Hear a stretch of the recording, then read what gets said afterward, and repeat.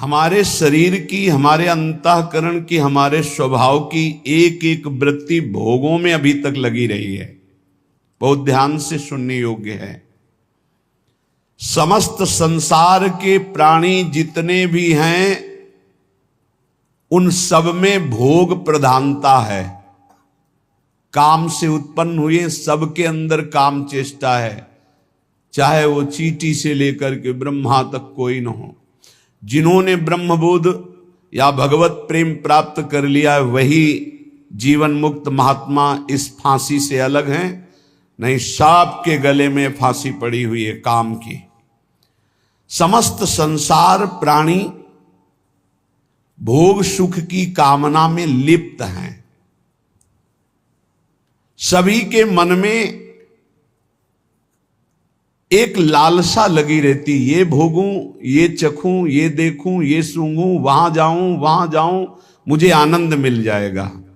आनंद की प्राप्ति के लिए प्रकृतिजन्य स्थान, वस्तु, व्यक्ति, इनके भोग की आकांक्षा। बहुत ध्यान से समझिए, समस्त प्राणियों की रचना ही ऐसी है कि भोगाकर्षण इतनी जोर का है, देखना, सुनना, चखना, भोगना, स्पर्श करना, ये सब, यही पूरा चिंतन चलता रहता रात दिन। क्या खाना है, कहां जाना है, क्या देखना है, क्या सुनना है, क्या भोगना है, क्या पाना है, क्या, बस यही चलता रहता है। मनुष्य प्रधान है समस्त योनियों में, क्योंकि बुद्धि प्रधान है, पर यह भी दिन रात इसी चिंता में जलता रहता है भोगों की लालसा पूरी करने के लिए। इतना रुपया हो गया, इतना हो जाए, इतनी व्यवस्था हो गई, इतनी व्यवस्था हो जाए, इतनी जमीन हो गई और इतनी हो जाए, अब ये कर लिया, अब ये कर लूंगा और सुखी हो जाऊंगा। पर वो जलता रहता है चिंता, शोक, भय। इस काम भोग को लेकर के बुद्धि प्रधान मनुष्य ज्यादा भ्रष्ट हो रहा है, क्योंकि ऊंचे चढ़े हुए को देखा जाता है, जो नीचे गिरा पड़ा है वो तो पड़ा ही है। अन्य योनियां तो मूढ़ता प्रधान है, पर मनुष्य योनि बुद्धि प्रधान है। इसमें विवेक जागृत करके परमात्म तत्व का साक्षात्कार करने की योग्यता है। भोगों की प्रधानता होने के कारण मनुष्य शरीर इतना महान है कि वो ब्रह्म तत्व का साक्षात्कार करने की योग्यता रखता है, पर भोगों के आकर्षण के कारण वो दुख पर दुख भोगता हुआ उसी दुख की ओर जा रहा है। दुख पर दुख भोगता हुआ वो उन्हीं दुखों की तरफ जा रहा है जहां और दुख योनयः, जहां से दुख प्रकट होता है। यह भोग कामना मनुष्य में जो दिव्य शक्तियां हैं, जो दिव्य ज्ञान है, बहुत ध्यान देने योग्य बात है। मनुष्य में जो दिव्य शक्तियां हैं, दिव्य ज्ञान है, दिव्य आनंद है, उसको ये भोग वासना ढक देती है। 3 प्रकार से ढकती है। जैसे दर्पण में मल जमा हो जाता है, जैसे आग राख और धुएं से ढकी होती है, होती अंदर आग है। जैसे गर्भ से जेर ढका होता है, जेर में ऐसे ऊपर झिल्ली, फिर अंदर ऐसे घृणित पदार्थ उनके अंदर होता है। ऐसे 3 प्रकार के साधकों की बुद्धि काम में ढक जाती है। जो एक अच्छे सतोगुणी होते हैं, उनकी धुआं और राख से ढकी हुई अग्नि के समान बुद्धि होती है। थोड़ा सा फूंक लगी, अग्नि प्रज्वलित हो गई। थोड़ा सा झटका लगा, अरे मैं कहां भ्रमित हो रहा हूं, मैं अपना पतन कर रहा हूं, तत्काल वो सावधान हो गया और ज्ञानाग्नि प्रकट हुई, वासना को त्याग करके वो आगे बढ़ गया। दूसरा सत रज मिश्रित, दर्पण सामने है पर चेहरा नहीं दिखाई दे रहा, बोध नहीं हो रहा, क्योंकि मल लगा हुआ है। उसके लिए विशेष सत्संग की आवश्यकता है। जब बार बार सत्संग सुने तब उसको चेतना जागृत होती है, अरे मैं गलत हूं, मैं गलत मार्ग में जा रहा हूं। जे भी ऐसे फेरा गया हाथ, मल हटा से प्रतिबिंब दिखाई देने लगा। ऐसे ही जे भी उसको सत्संग के द्वारा विवेक हुआ, उसने वासना का त्याग किया, शुद्ध ज्ञान जागृत हो गया। तीसरा, जैसे वो जेर में ढका हुआ गर्भ, सत्य क्या है असत्य क्या है बिल्कुल बोध नहीं। इनके लिए बहुत काल सत्संग की जरूरत है। जब बहुकाल करी सत्संगा तबई हो सब संशय भंगा। जब बहुत काल सत्संग होता तब इनको चेतना जागृत होती है, अरे मैं गलत हूं। नहीं, काफी समय तक सत्संग करते हुए भी असत आचरण होते रहते हैं। जब सत्संग बहुत काल किया जाता है तो श्रवण मात्र से हृदय पवित्र होता है। जब हृदय पवित्र होता है तब चेतना जा रहे मैं कहां भ्रमित हो रहा हूं। वो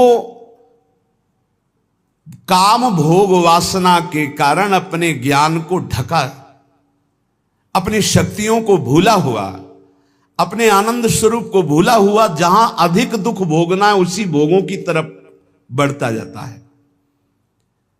काम कलुषित हृदय इस विष को अमृत मानकर खाने के लिए ललचाने लगता है। ये काम तब हटाना मुश्किल बन जाता है जब पवित्र प्रेम का रूप इसे दिया जाता है। पवित्र प्रेम का नाम इस जब भयानक मलिन आचरण काम को दिया जाता है तब यह हटना मुश्किल हो जाता है।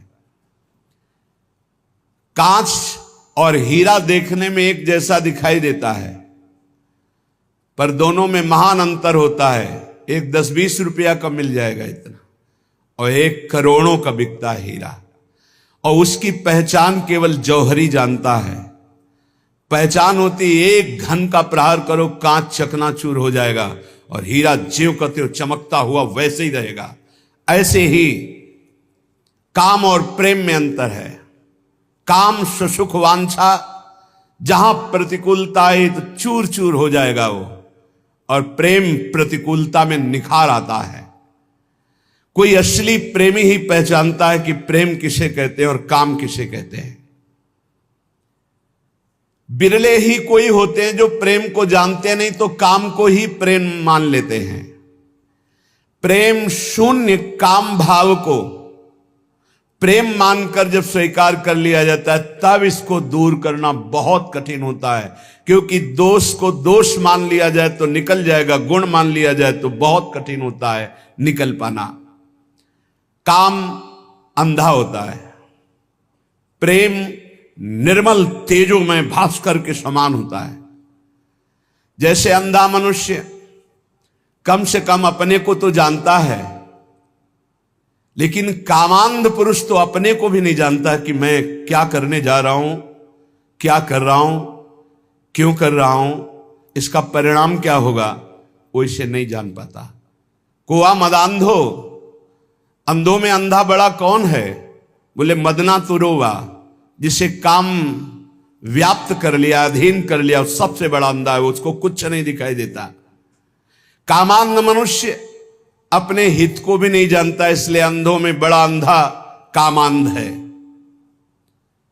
काम उदय होने पर विद्वान की विद्वता, त्यागी का त्याग, तपस्वी की तपस्या, साधु की साधुता, वैरागी का वैराग्य क्षण मात्र में नष्ट हो जाता है, क्षण मात्र में नष्ट हो जाता है। कामांध मनुष्य अपना तो कल्याण कर ही नहीं सकता, बल्कि उल्टा अपना सर्वनाश कर लेता है। काम की दृष्टि अधा होती है, अधो अंगों में होती है। जनेंद्री में, जनेंद्री की तृप्ति में या और इंद्रियों की तृप्ति में प्रेम का लक्ष्य ऊर्ध्वतम होता है, दिव्य होता है, चैतन्य घन होता है, और वो सिर्फ श्री कृष्ण से होता है, हरि से होता है, प्रभु से होता है। काम आत्मबंधन, प्रेम जीवन मुक्तता। प्रेम से दिव्य भगवदानंद का दुर्लभ आस्वादन मिलता है। काम प्रतिपल हृदय को जलाता रहता है, शरीर की शक्ति को क्षीण करता रहता है, किसी भी काम में मन न लगना, कोई भी कार्य सुचारू पूर्वक ना होना, ये बहुत दुर्गति कर देता है। कामेर तात्पर्य निज संभोग केवल, कृष्ण सुख तात्पर्य प्रेम तो प्रबल। लोक धर्म वेद धर्म देह धर्म कर्म, लज्जा धैर्य देह सुख आत्म सुख मर्म। सर्व त्याग करिए करे कृष्णेर भजन, कृष्ण सुख हेतु करे प्रेमेर सेवन। अतएव कामे प्रेमे बहुत अंतर, कामंदतम प्रेम निर्मल भास्कर।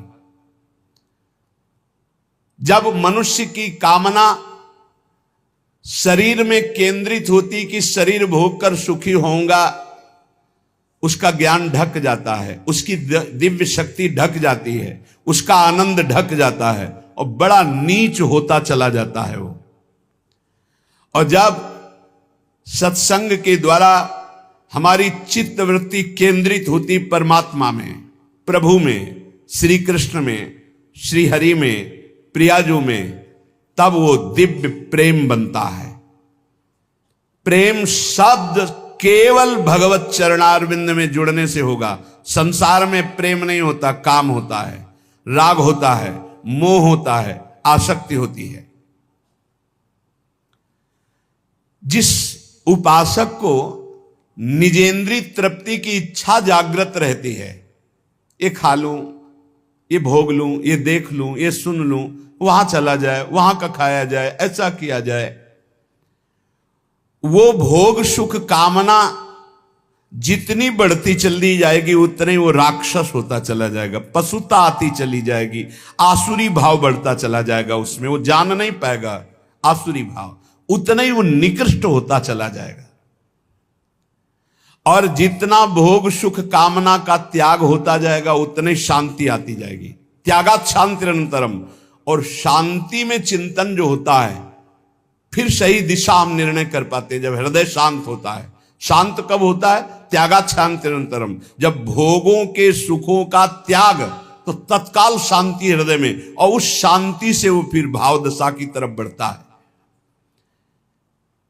वो उतना ही महान होता जाता है जो जितना काम सुख का त्याग करता जाता है।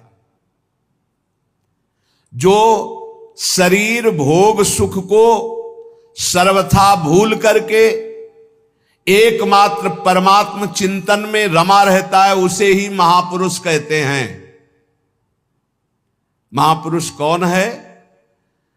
जो मदन सुख, जो मोहाशक्ति और जो मद, तीनों पर विजय प्राप्त किए हुए, तीन मकार पर जो विजय प्राप्त किए हुए महापुरुष है। जो काम विजयी है, जो अहंकार विजयी है, और जिसकी कहीं भी मोह ममता नहीं है, एकमात्र प्रभु श्री हरि में, वही महापुरुष है। जो निरंतर भगवदाकार वृत्ति में डूबा हुआ है, शरीर सुख छोड़कर, वही महापुरुष है। जिनका आत्मसुख सदा सर्वदा प्रभु के सुख में परिणित हो जाता है, उन महापुरुषों द्वारा जगत का कल्याण अपने आप प्रारंभ हो जाता है। वो जगत बंदनी, उनकी तुलना में कोई भी तपस्वी या कोई भी नहीं हो सकता। जो निरंतर भगवान के चिंतन में डूबे हैं, शरीर सुख के त्यागी हैं, उन महापुरुषों के द्वारा जगत मंगल स्वयं होता है। उनको संकल्प नहीं करना पड़ता, उनकी बराबरी कोई नहीं कर सकता। जो प्रेमी जन होते हैं, वो इष्ट सुख प्राणा होते हैं। अपने इष्ट के सुख में निमग्न रहने वाले, अपने इष्ट को प्राण समर्पित करने वाले, जैसे भगवान श्री कृष्णचंद्र जी गीता में कहते, मदगत प्राणा, मच्चित्ता मदगत प्राणा बोधयंता परस्परम। जो मेरे में सदैव चित्त लगाए हुए हैं और मेरे को प्राण समर्पित कर दिए हैं। अब जीने मरने की परवाह नहीं, अब भूख प्यास की परवाह नहीं, अब दुख सुख की परवाह नहीं, क्योंकि मेरे प्राण प्राणनाथ को समर्पित है। उनका सहज सुख हो जाता है भगवदानंद। जैसे अभी सहज सुख है विषयानंद, हमारी वृत्तियां सहज में विषयानंद में जाती है। ऐसे उन महापुरुषों का सहज चिंतन, सहज आनंद भगवदानंद होता है। वेद धर्म, देह धर्म, लोक धर्म, लोक की लज्जा, देह सुख, आत्म सुख, परिवार सुख, आर्यपथ, धन के द्वारा प्राप्त सुख, ये सब का त्याग हो जाता है। एकमात्र केवल प्रभु, अपने आराध्य देव, प्रिया प्रीतम, श्यामा श्याम। जब तक उपासक के हृदय में लोक की परवाह है, परलोक की परवाह है, वैदिक सिद्धांतों की परवाह है, भोग मोक्ष की परवाह है, तब तक अभी प्रेम रण क्षेत्र में वो नहीं उतरा। जो प्रेम क्षेत्र में उतरता है, न लाज तीन लोकन की, न वेद को कहो करे, न शंख भूत प्रेत की, न देव जच्छते डरे, सुने न कान और की, दृश्य न और इच्छना। जो अपने इष्ट देव के लिए सर्वस्व का त्याग करके, निज सुख का विस्मरण करके केवल इष्ट सुख में तन्मय हैं, उन्हीं को प्रेमी कहते हैं। उन्हीं को प्रेमी कहते हैं। इस शरीर सुखों को प्रेमी नहीं कहते। निज सुख कामना को जब प्रीति रस की उपाधि दी जाती है, तब वो मलिन हो जाती है। जहां निज सुख कामना, हे प्रभु मैं आपकी आराधना करता हूं, मेरा काम ये पूरा हो जाए, मेरी ये चाह पूरी हो जाए, मेरा ये मेरा ये मेरा ये, तो प्रभु तुम्हारे है ही नहीं। प्रभु से केवल काम करवाने की बात कर रहे हो, अपने को प्रभु का प्रेमी कहलाते हो। बोले उपाधि मात्र है, प्रेम नहीं है। प्रेम निरुपाध ही होता है। प्रेम में मांग नहीं होती इस बात की मेरी ये बात पूरी हो जाए, क्योंकि मेरा शब्द तो गया प्रभु के पास। ये तन प्रभु का, मन प्रभु का, प्राण प्रभु का, परिवार प्रभु का, जगत प्रभु का, मेरे सिर्फ प्रभु। मेरे तो गिरधर गोपाल, दूसरों न कोई। जब आप ही मेरे हो तो आपसे क्या मांगना है? आप ही मेरे हो। तो प्रश्न बनता है, क्या ऐसे निरुपाधि प्रेमी में भगवत दर्शन की भी लालसा नहीं होती? क्या अपने इष्ट के दर्शन की चाह करना भी प्रेम में कलंक है या बाधा है? क्या उनकी सेवा सुख में निमग्न होना भी बाधा है? सेवा करते हुए सुखी होना, उनके दर्शन की चाह रखना, उनसे मिलन की आकांक्षा रखना, क्या यह भी प्रेम में बाधा है? बोले नहीं। तो इसमें फिर आ जाता है ना अपना सुख, कि प्रभु को देखकर मुझे सुख होता है, प्रभु की सेवा करके मुझे सुख होता है, तो हम तो सुख ले रहे हैं ना, तो तत्सुख कहां हुआ? बोले नहीं। बड़ा सूक्ष्म वर्णन किया है। जब उपासक उपासना में तन्मय होता है, तो उपास्य देव के मिलन की प्रबल आकांक्षा जगती है। ये उपासना का रंग है, और इसे कामना नहीं कहते। इसे कामना नहीं, प्रभु के मिलन की चाह बंदनीय है, और जगत की वस्तु व्यक्ति स्था की चाह ये निंदनीय, ये त्याज्य है, ये बंदनीय है। तो इसमें स्वसुख तो होता ही है, प्रभु को देखकर भक्त को सुख होता है, फिर हां होता है, पर उससे कई गुना बढ़कर प्रभु को सुख होता है। प्रभु को सुखी देखकर वो उपासक और सुखी होता है। या सुख की होड़ लगी रहती है, तत्सुख की होड़ लगी रहती है। एक हृदय में महान उल्लास, मेरे प्रभु कब मिलेंगे, कब मिलेंगे, इसे विरह कहते हैं। ये प्रेम का स्वरूप है। ये चाह अचाह स्थिति से भी ऊपर की है, अचाह स्थिति से ऊपर की स्थिति है।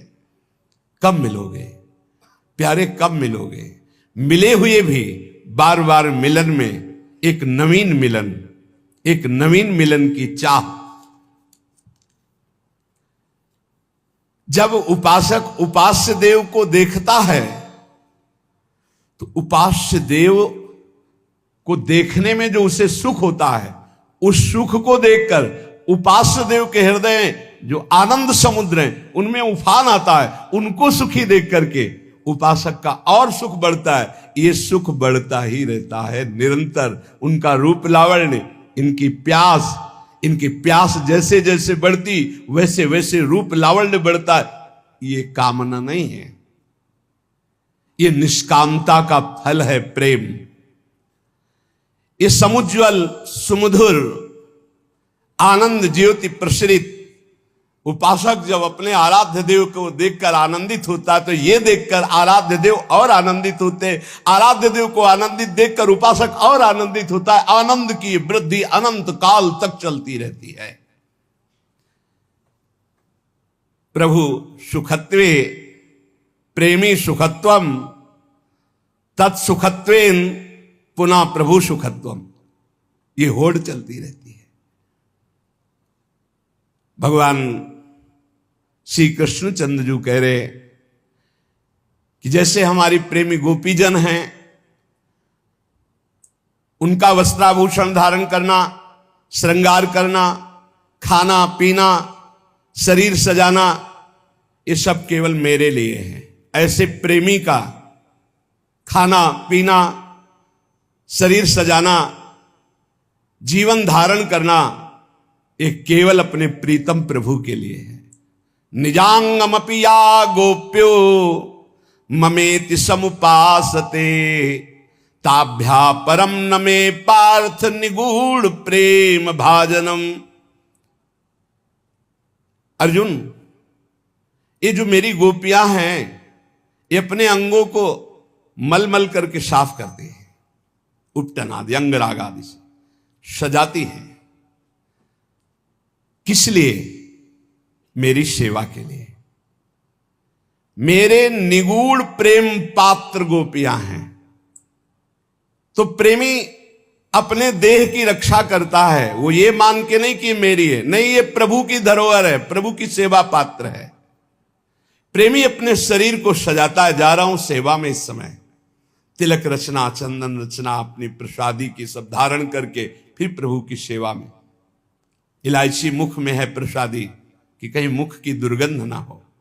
इत्र शरीर में प्रसादी छिड़का हुआ, सज धज करके प्रभु की सेवा में जा रहा है।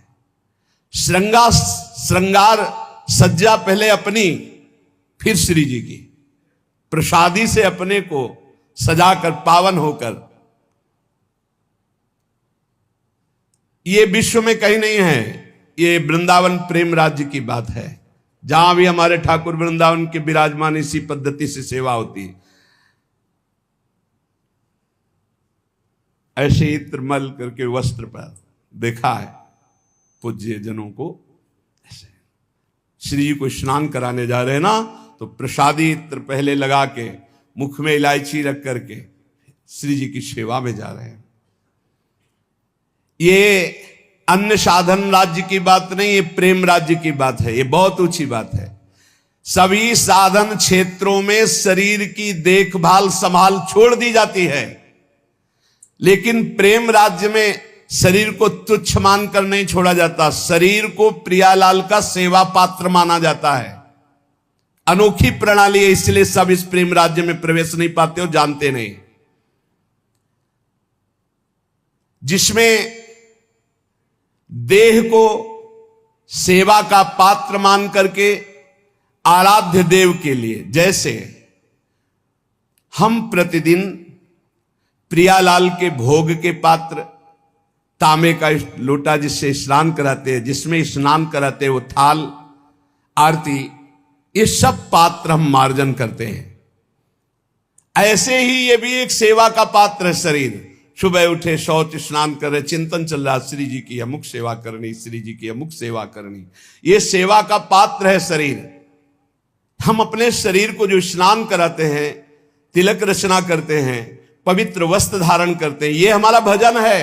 हम अपने आराध्य देव के लिए कर रहे हैं, अब शरीर सुख के लिए नहीं कर रहे। प्रेमी का विश्वास है कि ये शरीर सेवा पात्र है प्रभु का।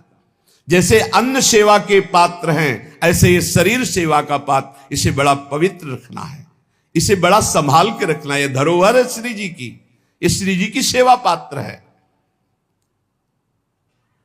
शरीर को जो सेवा पात्र मानते हैं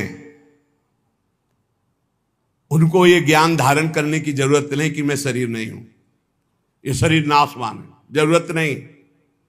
बहुत बहुत मंगलमय प्रसंग है समझने का और बहुत सरल सहज है। पूजा की वस्तु पूज्य की संपत्ति होती है, पुजारी सिर्फ पूजा कर सकता है। ये पूजा की वस्तु है, इस पर अधिकार पूज्य प्रियालाल का है, वो हमारे, ये हमारे आराध्य देव की संपत्ति है। पुजारी तो सिर्फ देख रेख संभाल सजावट करता है। ठीक ऐसे ही गोपीजन अपने शरीर को संभालती है, सजाती है श्री कृष्ण के लिए। मानती हैं गोपीजन की हमारे पास से जो कुछ तन मन प्राण है श्री कृष्ण का है, श्री कृष्ण की संपत्ति है। ठीक प्रेमी ऐसे ही मानता है, ये तन मन प्राण ये मेरे प्रियालाल की संपत्ति है। ऐसे उपासकों को कंठी तिलक रचना ये सब देखकर आराध्य देव मुस्कुराते हैं। यही कहा था गुरुदेव भगवान ने कि श्री जी को सुख मिलता है। राधा वल्लभ लाल मुस्कुरा देते, मेरा दास आ गया। कभी नहीं, बिना तिलक के कभी नहीं रहना चाहिए। और गुरुदेव के प्रताप से, उनके प्रसाद से जब 20 वर्ष पहले आज्ञा हुई थी वैसे नहीं, हमारी रुचि नहीं थी, क्योंकि वहां देव भाव का त्याग है। ये सब याद नहीं कि कभी चंदन लगाया हो 20 वर्ष संन्यास में, कभी नहीं। बस वही गंगा स्नान किया, ऐसे लिया, त्रिपुंड खींच लिया, बस। शरीर को धोना, पोछना, वस्त्राभूषण साफ करके पहनना, अपने को श्रृंगारित करके सेवा में पहुंचना, ये प्रेमियों का खेल, ये प्रेमियों का मार्ग है। इसीलिए परम उच्च कोटि की साधना को साधारण लोग नहीं जान सकते। भभूत रमाने में तो लगेगा त्यागी है, लेकिन उससे भी करोड़ गुना वो त्यागी जो श्रृंगार किए जा रहा श्री जी की सेवा में। क्यों? क्योंकि वो भभूत लगा रहा अपने शरीर में, लेकिन वो अपना शरीर ही नहीं मान रहा, वो सेवा का पात्र प्रभु की मान रहा है। सहज विरक्ति शरीर से, सहज विरक्ति। और भगवत सेवा सुख का सुख न लेना, उनके सुख के सुख में निमग्न रहना, ये आगे चल करके स्थिति आती है। जैसे एक गोपी श्री कृष्ण सेवा के लिए श्रृंगारित होकर गई और उसे सेवा सुख मिला, व्यजन सेवा। प्रिया प्रीतम रास करके पुष्पों की शैया पर विराजमान है ब्रजलीला के अंतर्गत, और वो व्यजन कर रही, पंखा कर रही। छोटे छोटे श्रम बिंदु युगल सरकार के शीतल वायु से सूख रहे, आंख से आनंदमय मुद्रित हो रही। ये देखकर इतना आनंद हुआ उस गोपी को कि जड़ता संचारी भाव आ गया, अश्रुपात होने लगा, कंप होने लगा, हाथ जड़ हो गया, पंखा चलना रुक गया। बस दूसरी गोपी ने सावधान किया ब्रजलीला के अंतर्गत, हे तू सेवा सुख में निमग्न होकर इष्ट सुख को भूल गई। बस उस गोपी को इस सेवा सुख पर क्रोध आया। गोविंद प्रेक्षणाक्षेपि बाष्प पूराभिवर्षणम उच्चैर निंदा दानंद मरविंद विलोचना। वो उच्च स्वर से धिक्कारने लगी कि मैं कैसी हूं जो प्रभु के सुख में इतना सुखी हो गई कि सेवा सुख रुक गया प्रभु का। धिक्कार है ऐसे सुख को, कभी मैं ऐसा सुख नहीं भोगूंगी। उच्चैर निंदा, उच्च स्वर से निंदा करने लगी उस भगवदानंद में डूबने की। इसे कैसे कोई जान पाएगा? भगवदानंद के लिए तो मुनिजन यत्न करते हैं, और इस महान प्रेमी को जब भगवदानंद मिला, अश्रुपात और समाधिस्थ हो रही है और व्यजन रुक गया तो वे इस सुख की निंदा कर रही कि सेवा कैसे रुक गई मेरे प्रीतम की।